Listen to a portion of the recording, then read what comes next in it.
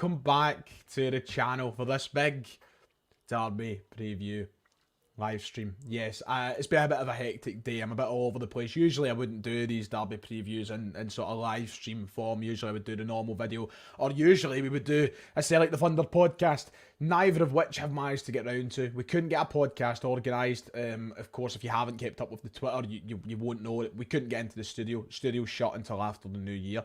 So we couldn't get a Zoom one organised, just with people having different plans this festive period. And also when it came down to doing a normal video, my plan was to get that done today, but my old man turns into me and he says, Ryan, you know what, I quite fancy, got to the pictures, I quite fancy going to see that new Ferrari film. And who was I to turn around and say, Stevie, no, you're not going. I'm staying in the house and I'm making a derby preview. But who was I to do that at this festive time of year? You know, so I'm just back about half an hour ago. I have wolfed my dinner down. I've got 5 asides at 8 o'clock. And I've somehow got this squeezed in. Because I wanted to do it. I wanted to talk about the game tomorrow because we have to talk about the game tomorrow. So let's put all the stories aside. Let's put all the nonsense aside for a moment. And let's sit down to talk about Celtic versus Rangers, the second encounter of the season, and a derby which could go a long way in determining who has the momentum in this race for the Premiership title. Because that's what it's become. At this moment in time, it is a race for the Premiership title. Celtic squandered a really good position. We've allowed Rangers back into a title race. Rangers could, hypothetically at this point, move ahead of Celtic in the league table. Tomorrow has become a must-win for Celtic, and it is simple as that. We have no room for any mistakes. We can't drop points. A draw would be disastrous for Celtic. Celtic must win the game. And let me get one thing clear. It ain't going to be easy for Celtic to win the game tomorrow. I think that now that we have got to this point, the night before the game, it's very interesting to see the array of opinions out there and the array of kind of feelings towards the game. It's not as black and white as what I think it was 2 weeks ago. 2 weeks ago, I think that most Celtic fans on this platform and on every other social media platform seem to be united in the sense that this could have been a very dangerous game and it could have been a derby to forget for Celtic Football Club. But as we've got closer and after the last couple of results, I feel like more Celtic fans are confident in their team once more. Not talking about my opinion yet, but I feel like more Celtic fans have become confident that we can get a result tomorrow. At the end of the day, the main thing you've got to take into consideration here is Celtic are the team top of the table. Celtic are the team who have been dominating Scottish football. Celtic are the team who are at home tomorrow. Celtic should be the team that's winning the game. Do I think it's as black and white as that? No, I don't. I think tomorrow we're in for a very tough encounter. And yeah, I'm confident that Celtic can get the job done. However, I think that in recent memory, it's probably one of the derbies that I've went into feeling like, Celtic Park especially. I think this is one of the very first derbies in recent years that I can remember going to Celtic Park and thinking, this might not go our way today. Because Rangers have rightly got themselves into the conversation with some good form of recent, with a kind of change of fortunes with a new manager. They've earned every right to come to Celtic Park and challenge in this game tomorrow. So it is going to be interesting, to say the least. And we need to be ready. We really do. Now, we've got some stories to talk about. We've got some updates, some news in regards to Celtic and their chances in tomorrow's game. But hello to everybody in the chat. I've not even got the chance to welcome you all in yet. I'm seeing a lot of the regulars in there, a lot of new names as well. It's nice to see you. We'll do as we always do. I'll kind of talk for 10-15 minutes and then we'll get on to your thoughts, your opinions, your questions, and we'll kind of finish off with a kind of 10-15 minutes of a Q&A. But if you haven't already, please make sure to drop down below, hit like, hit subscribe. It would be much appreciated. Let's talk about the big stories, shall we? Let's just bring this up on screen as a visual aid for us all, because this was one of the biggest stories of the day, wasn't it? Cameron Carter-Vickers will miss tomorrow's game. A massive blow for Celtic. And whereas an already kind of weakened back line, a back line that I don't think is the most favourable back four that we've had going into a derby game, it gets a little bit weaker. As Cameron Carter-Vickers will be out until, if you read on, you already know this anyway, you've not been sleeping under a rock, I'd assume, unless you have been, then uncomfortable that sounds. Cameron Carter-Vickers will be out until after the winter break. He's out after dropping down against Dundee on Tuesday night. I'm not going to bang my drum and saying I was right and I knew it was going to happen, but I did. I knew it was going to happen. So Cameron Carter-Vickers will miss the game. Rodgers did comment on it saying, I always think it's an opportunity for someone else. We had it in the last game with Gustav and Liam Scales, and for the likes of Liam, it was the making of him. It's always a sadness when you lose a top player, but like I say, hopefully it's not too long in time. He'll be back after the break, and hopefully he can stay clear for the second half of the season. It has been a kind of poor season for Cameron Carter-Vickers, not in anything to do with his form, just in terms of fitness. It's been unlucky for him. He's dropped out a number of times now with wee kind of annoying injuries here and there, and obviously this time taking him out for one of the biggest games of the season. He already missed the first one, but I guess that's the positive light to look through things in. And we spoke about this in the video yesterday. The thing is, we went to Ibrox earlier on in the season, and we had to play a back four, which included a centre-half partnership of Liam Scales and Gustav Lagerbielke. Gustav Lagerbielke was someone who we never knew anything about, we had never seen before, and he was thrown right into the thick of it at Ibrox in a derby game. And Liam Scales was someone who the majority of, and let's not kid ourselves on, Liam Scales was someone who the majority of Celtic fans, 95% of us, had said wasn't good enough. He was Aberdeen standard player and shouldn't be playing in a derby game. We couldn't play Nawrowski, we couldn't play Vickers, we couldn't play Welsh. That was the two centre halves we were left with. And in that moment of desperateness and just sheer worry about the defenders that had to play in that game, we managed to win the game 2-1. And both of those players that day at Ibrox had a pretty respectable performance. Tomorrow, I don't think it'll be Gustav Lagerbielke and Liam Scales again. I think tomorrow we're realistically going to see a centre-half partnership of Liam Scales and Stephen Welsh, which is not ideal, let's be real. If you told me at the start of the season that both derbies would have consisted of the centre-back partnerships that we've had to put out, I would have worried. I would have been very disappointed. But, Stephen Welsh has came back from his injury. He's looked okay. Liam Scales, of course, has become a kind of undroppable player at the moment. I know there's some conversation going on about all of that. Sorry, did I say 2-1? We won 1-0. Sorry, I'm thinking of Cameron Carter-Vickers scoring at Ibrox, which was 2 years ago nearly, but I'm thinking of the wrong game. My bad, guys. My bad. 1-0. 1-0. Even better, we kept a fucking clean sheet. So, what I'm saying is, these are opportunities for these players. At Celtic Park, it's a little bit easier for us to take. But we've just got to hope that they go out there and they don't feel the pressure and they don't make any big mistakes. Welsh has looked okay. Scales has become undroppable at this moment in time.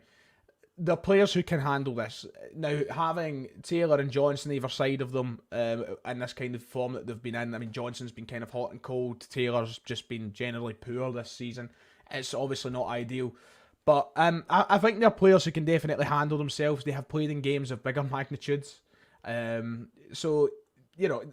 I think they can do it. I'm not overly worried. I am very disappointed that Vickers has to miss the game, and it is gutting. It does obviously take a knock of confidence off you. But it's not the end of the world. It's absolutely not. So that was the devastating injury news. However, there was some more positive injury news, and that was about Liel Abada and Rio Hatate. Now, we covered this yesterday, so I don't want to sound like a broken record.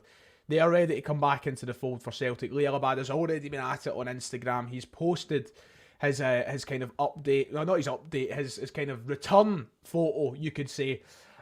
He looks like he's ready. He's eager to get back into the Celtic side. Should any of the two start tomorrow? I'm still against it. I just don't want to see more injuries and things picked up. If I was to start any of the two, I think I would go with Abada, just because I think that Hatate would be involved in a very physical midfield battle. I'm not saying that Liel Abada would escape any physicality on the park, but I just think that in the middle of the park, there's probably more of a chance that Hatate picks up a knock or gets injured or something like that. But I wouldn't start any of the two if we feel confident enough to go out there without them. I think that the 11 that we can pick, the 11 that's played against Dundee, bar Vickers now, of course, the 11 that played against Dundee, the 11 that played against Livingston, I think is an 11 that's good enough to get the job done. And I would save Rio, I would save Abada for coming off the bench if we need them to come on and give us a bit of energy in the second half. I just don't think it's worth the risk of bringing them back onto the park. They get, tackled, or they pull up and something goes wrong, and suddenly you're looking at them being in the sidelines for even longer. But, it's a really positive thought about having them back in the side, isn't it? And that's what's the most important thing about seeing their names brought up at the press conference and being involved with the preparations for this derby game. Because we've missed them so much. We've missed Rio Hatate, we've missed Leo Abada. We really do need them back. So hearing them mentioned and hearing them, available for this game to any sort of extent is a massive positive, a massive boost for us. Especially when you're missing somebody like Cameron Carter-Vickers, where you do drop a significant amount of quality. So they're back, which is a good thing. Mark McQueen, by the way, thank you very much. Lewis Palmer Masterclass tomorrow, big man. Thank you for the donation, Mark. Very appreciated. And let's hope so. Let's hope so, shall we? I'm going to quickly go about the opposition here and my thoughts of the game, and then we're going to get into you guys. 15 minutes of your questions, answers, etc. Tomorrow, look, listen, we need to start the game on a positive note. I think that we've seen in recent derby games that Rangers always like to start on the front foot. We kind of got away with it a little bit in the game at Ibrox when they got a disallowed goal. They then had another disallowed goal as well. We kind of got away with things a little bit there, just in the sense that if he was an inch onside, then we would have been 1-0 down inside a minute. So, we kind of got off a wee bit there. They like to start fast, and we like to be patient, as we know. But we need to be better. We simply need to be better. Rangers are a different side now. We're not coming up against Michael Beale's Rangers, and I don't think this is a Rangers that any one of us as Celtic fans at the minute feel entitled to be beaten. I think we should be beating them because I still think that we're the better side, we're the better club, we're the better manager. But we've not got that entitlement there that we might have had 5-6 years ago. This is a completely different opposition we're coming up against now, who have actually employed a manager who looks somewhat actually knowledgeable as a footballing coach, unlike Michael Beale. So compared to that game that we played in September, we're coming up against a much different Rangers. A Rangers who now have an opportunity to go and take the reins of this league title. What do you call Santa Slay? Slay. There you go. The reins of the sleigh. That's what they want. And if we lose this game tomorrow, it puts us in a terrible position. So we need to start the game well. We need to keep Rangers out of it. Listen, for as much as Rangers have changed as a side in the past couple of weeks and months, as much as Philippe Clement is looking like he's getting a good tune out of them, one thing remains the same about that Rangers team at the minute. And, there will be Rangers fans watching and understand that, and they'll be dying to clip me saying things. It's still the same Rangers squad that's there. It's still the same Rangers squad that have had problems in the last, 1, 2, 3, 4 years. Your Taverniers, your Goldson, guys who even their own fans have admitted saying they're bottle jobs. They can't handle the pressure. We need to put that pressure on them tomorrow. We need to remind them that Celtic are the team that should be in control in this country. So, there's a big job in the hands of our players to do that. But, Rangers are looking good. And I'll give them their due for that. And they have every chance to come to Celtic Park and get something tomorrow. I just hope that we're the better side because we should be. A lot of people bringing up the fact that, Kyogo and Bernardo, certain individual names. I think if I was to go through my 11 right now, if I was to do my starting 11 prediction, I think that I would be saying Joe Hart and goals, of course. Back four of Johnston, Scales, Welsh and Taylor. A midfield three of McGregor, Bernardo and O'Reilly. Front three of Maida, Kyogo and Palma. It's a massive opportunity for someone like Lewis Palma to continue the kind of great form he's been on. I'm not going to hide away from saying it. I think he's been in great form. I think he's had a great season. The stats don't lie. He does have his problems, and that half yard of pace might cost him up against a James Tavernier tomorrow, which makes me wonder, will we see that kind of alternation between him and Dyson Maeda on the opposite wing? Because I think if you kind of want Dyson Maeda to run at James Tavernier, Tavernier's got a bit of pace behind him. And I think that if you use Maeda on that side, you could maybe get the better of Tavernier a little bit more than what Palma would maybe get of him. Whereas if Rangers choose to start Barisic tomorrow, I don't know if they'll go with Yilmaz, Barisic, whatever, but just for talking sakes, if they go for Barisic, I think that Lewis Palma might favour his chances up against him a little bit more because I don't think he's got the same amount of pace as a Tavernier does. So I think you will see that kind of chopping and changing with the wingers so that they can go up and take the weaknesses of their games and try and use the strengths of their own. But they need to get the service to Kyogo. Kyogo's someone who's scored plenty of derby goals now, and that's where those two need to be better. Palma and Maeda need to give Kyogo better service tomorrow. None of this over-hitting the ball, knocking it out the other end of the park. Get the ball to Kyogo's feet. If you have an opportunity, Kyogo will move for you. And he's done it against Rangers time after time after time. And I think more of the success in recent times has been from balls over the top or in from behind from the attacking midfielders. But the wingers should have more of a determination to get that ball to Kyogo's feet. That needs to be there tomorrow, because Rangers will struggle to cope with that if we manage to do it right. But it's just something that we've not been doing right in recent times. So I hope that we get the service to Kyogo. I hope that he's fit and firing, because I love seeing him scoring against Rangers, quite frankly. But listen, people are going to ask me my score prediction time and time again. I think that both teams right now are at a point where Celtic have been kind of in a kind of decline recently. Rangers have been on a bit more of an incline. They've been getting better in recent weeks. I still think that, wholeheartedly speaking, both sides are probably quite poor in being perfectly honest with you. I think that both sides have got their negatives this season, and both sides have kind of struggled. I think it could be a stinker of a game, but I think that also makes it very interesting what to think about, because it could make it a great game. So for my score prediction, you know what, I'm going to just keep it low. And listen, I wouldn't be here if I didn't think that Celtic could win these games. And you know me, I'm a Brendan Rodgers mega fan. So I'm going to go 1. I'm just going to say 1-0 to Celtic. But listen, I think it's anybody's game tomorrow. I wish that there was away fans in the stadium. I know for some that might be a controversial opinion. I hate all of this 60,000 Celtic fans, no away fans. It's killed the derby. I wish there was a bit of rat-tat-tat tomorrow between both sets of supporters. There's not. But the atmosphere should still be rocking. The place should be bouncing. The Green Brigade's, of course, back, and hopefully that lifts the team a little bit as well. Listen, Celtic have to be winning this game. It is of paramount importance that Celtic win this. If we do win it, we're not still in the best position ever. Rangers could go win their 2 games in hand, and I think they're only a couple behind us anyway. But it's about psychology, and Celtic need to be the masters of their own narrative here, and not let Rangers, get carried away with their own.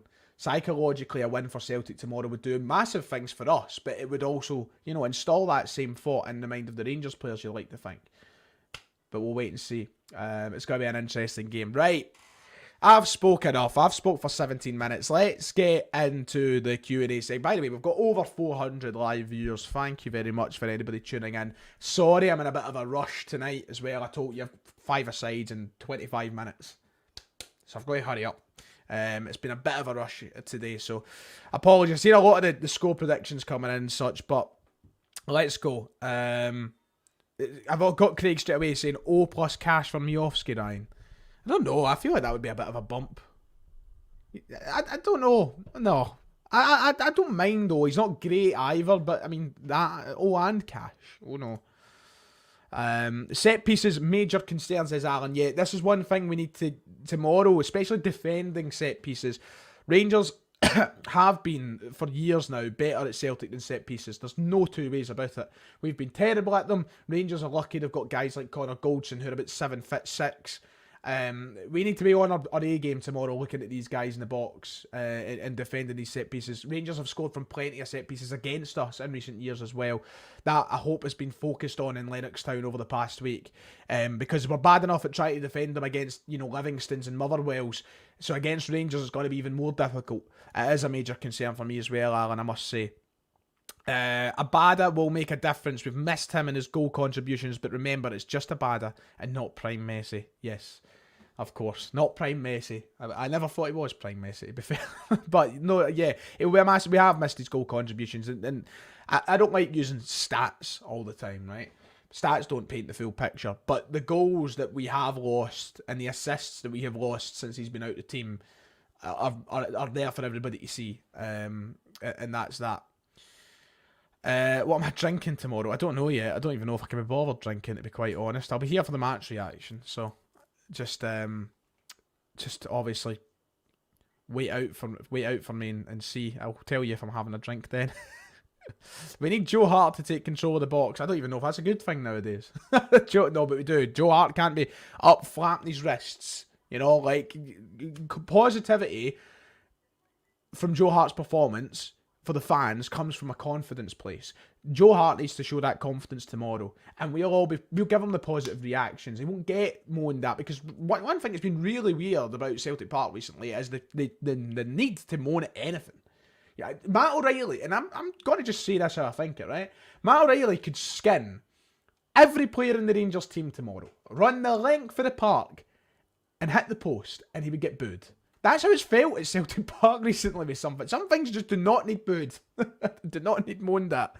But he definitely needs to improve, Joe Hart, tomorrow, and he has to show that confidence in the box. I have a feeling that when it comes to set pieces, that kind of Rangers fans, Rangers players will maybe try and pile on top of him, try and knock him off his game a little bit, which they should, because you know what I mean. It's simple. Joe Hart's not been good enough, and you may as well try and do it. So.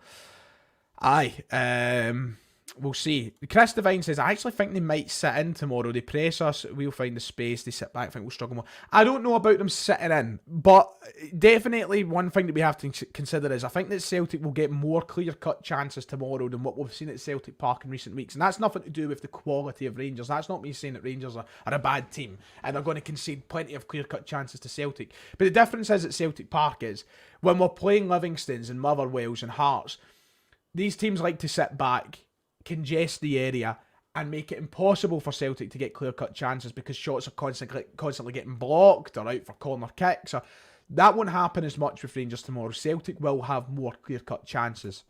But I don't know if I'd agree with the sitting in part. I don't see Rangers sitting in. I think they see a weakened Celtic side at the minute, and I think they'll smell blood. It's just about how we handle that on the other end. But I definitely get what you mean about the pressing and the space and such, because I think that's obviously going to take a big part of the game tomorrow. Who can press the most and who can find the space the most. It's all point of football, I suppose. It's a bit of a daft statement there for me.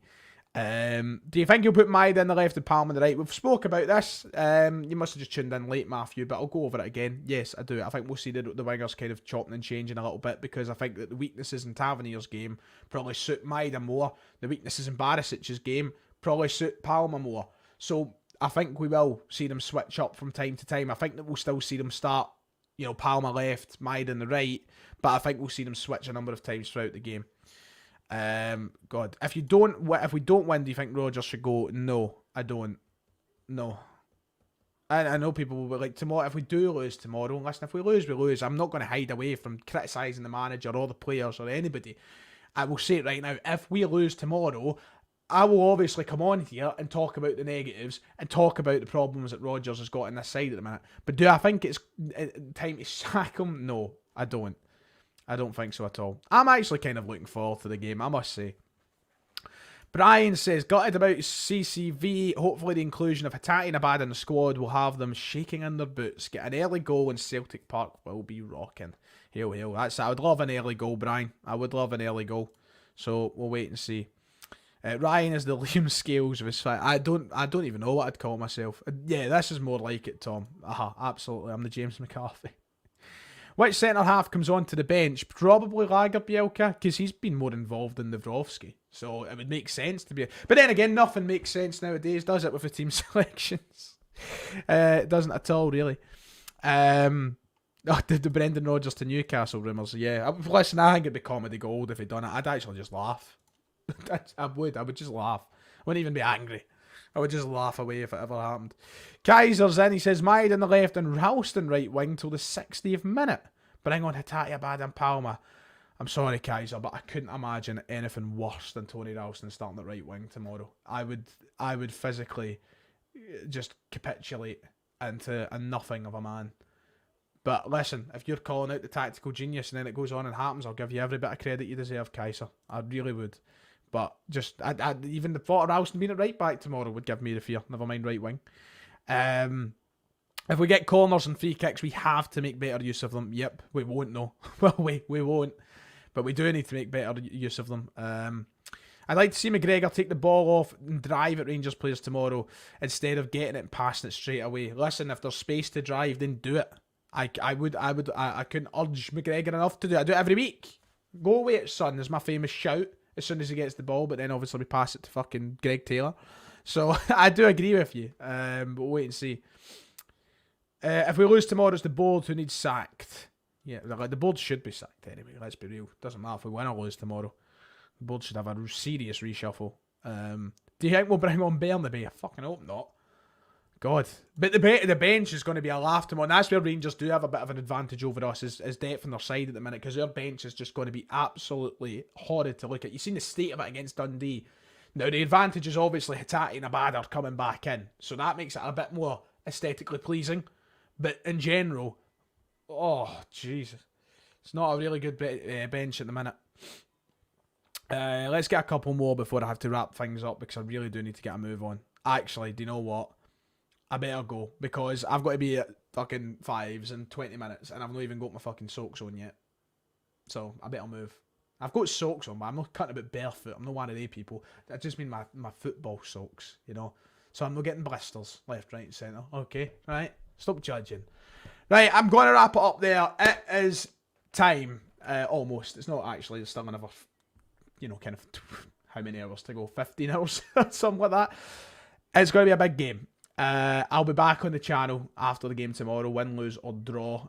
We'll either be happy or sad, or if we've drew the game, then pretty neutral. But until then, take care. If you're going to the game tomorrow, enjoy yourself. Take care of yourself.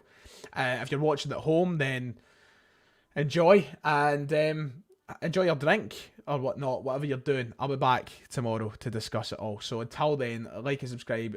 God bless, hail, hail, and I'll see you next time. Ta-ra.